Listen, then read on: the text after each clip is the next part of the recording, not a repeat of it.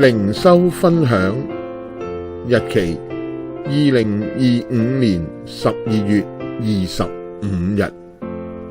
經文路加福音2章25至35節。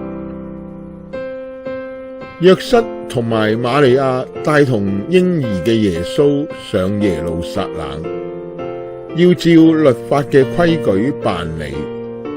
公義又虔誠嘅西面，素來盼望以色列嘅安慰者來到。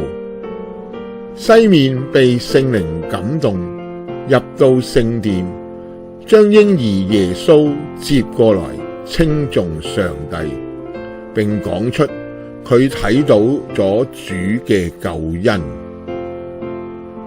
今日我哋基督徒蒙恩得救，亦都係被聖靈感動，就正如聖經所講，所以我要你們知道，被上帝的靈感動的，沒有人會說耶穌該受詛咒。若不是被聖靈感動的，也沒有人能說耶穌是主。哥林多前書12章3節。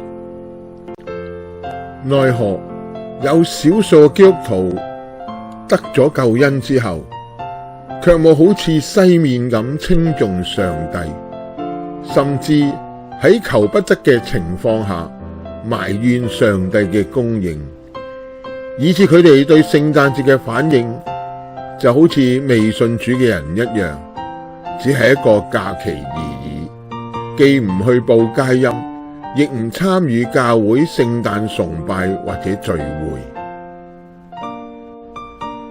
所以弟兄們，我以上帝的慈悲勸你們，將身體獻上，當作活祭，是聖潔的，是上帝所喜悅的。